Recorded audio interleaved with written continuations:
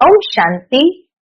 आज 22 सितंबर 2024 को हम सभी अव्यक्त बाप दादा के अव्यक्त मधुर महावाक्य सुनेंगे। ये अव्यक्त मधुर महावाक्य अव्यक्त बाप दादा ने 18 जनवरी 2002 को सुनाए थे।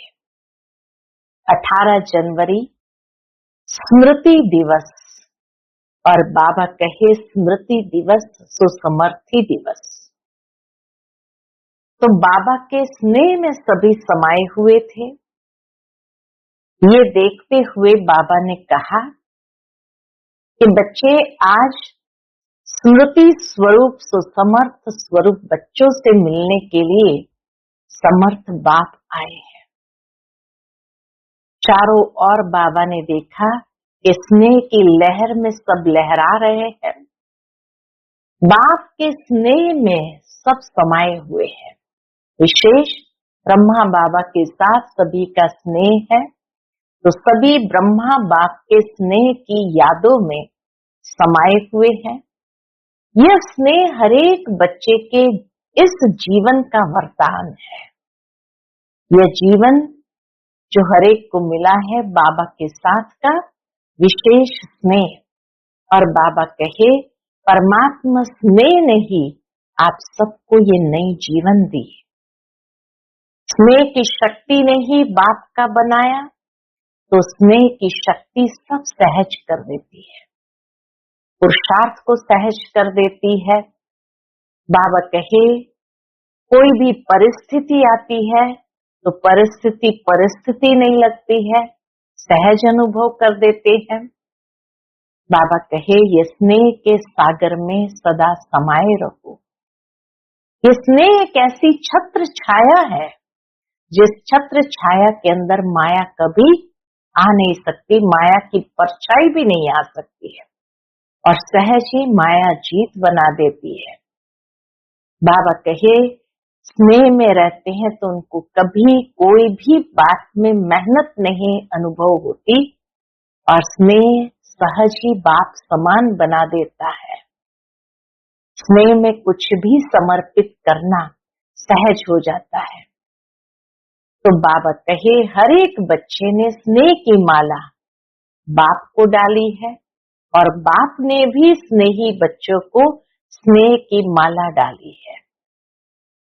जैसे इस दिवस को स्मृति दिवस अर्थात स्नेह के दिन में स्नेह में समाये रहे, बाबा कहे ऐसे सारा समय स्नेह में समाये रहो। एक दिन के लिए नहीं, सदा के लिए स्नेह में समाये रहो, तो मेहनत का पुरुषार्थ करना नहीं पड़ेगा।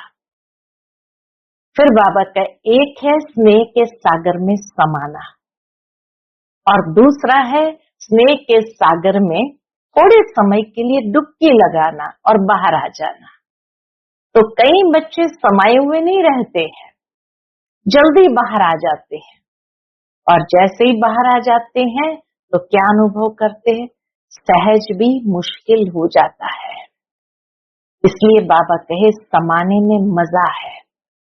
तो ब्रह्मा बाप ने भी क्या किया, ब्रह्मा बाप भी शिव बाबा के स्नेह में सदा समाये रहे।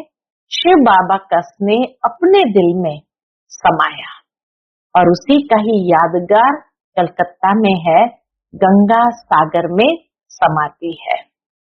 तो बाबा कहे प्यार का सबूत, बाबा के साथ हमारा प्यार है, उसका सबूत है समान बन के दिखाओ।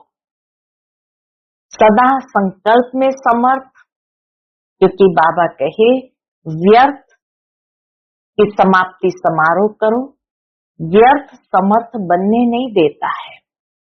और जब निमित्त आत्माएं ही सदा समर्थ नहीं बने, तो विश्व की आत्माओं को समर्थी कैसे दिलाएंगे। सर्व आत्माएं शक्तियों से बिल्कुल खाली है, भिखारी बन चुकी है। अब वो आत्माएं समर्थ आत्माओं को पुकारती है कि हे मुक्ति दाता के बच्चे, मास्टर मुक्ति दाता, हमें मुक्ति दो। तो बाबा कहे क्या स्वयं को ही मुक्त करने में बिजी हो। विश्व की आत्माओं को बेहद स्वरूप से मास्टर मुक्तिदाता बनने से स्वयं की छोटी छोटी बातों से स्वतः मुक्त हो जाएंगे। तो अब समय है, सबकी पुकार सुनो, परेशान आत्माओं को सुख शांति की अंजलि दो। यही है ब्रह्मा बाप को फॉलो करना।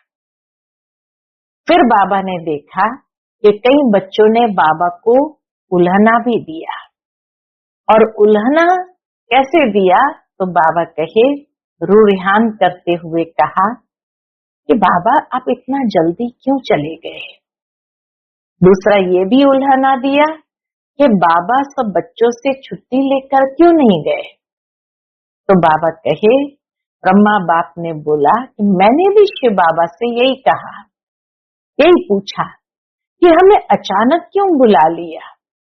तो शिव बाबा ने क्या बोला, अगर आपको कहते कि छुट्टी लेके आओ तो क्या आप बच्चों को छोड़ सकते थे, और बच्चे भी आपको छोड़ सकते थे।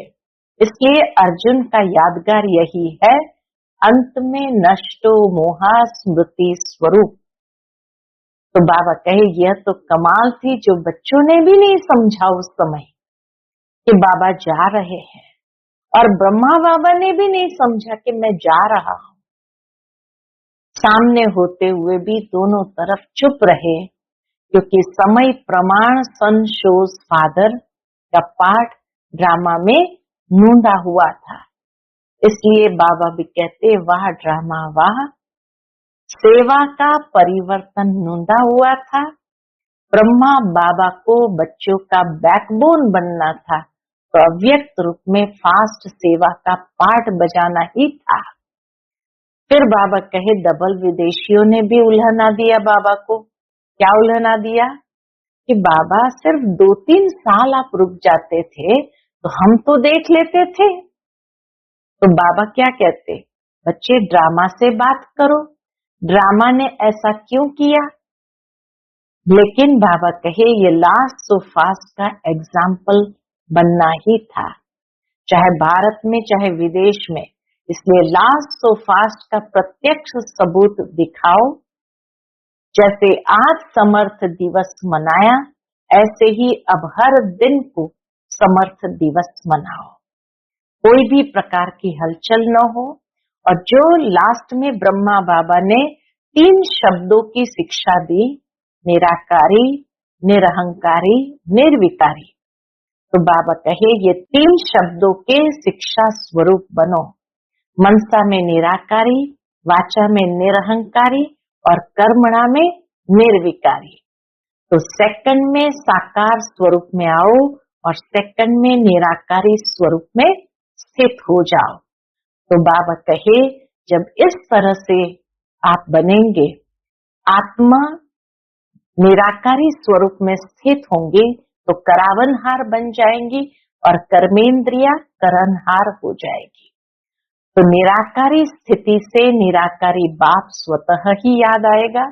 ये अभ्यास को बढ़ाते जाओ, खाली योग के समय नहीं, लेकिन कर्म करते समय भी। तो बाबा जैसे करावनहार है, ऐसे मैं आत्मा भी करावनहार हूँ। तो बाबा कहे कभी भी कर्मों के बंधन में नहीं फंसेंगे, न्यारे रहेंगे। और जो कर्म के बंधन में फंसते हैं, उनके सामने ही समस्याएं आती है। तो सारे दिन में चेक करो, करावनहार आत्मा बन कर्म कराया। तो बाबा कहे ये मुक्ति दाता की मशीनरी फास्ट होगी।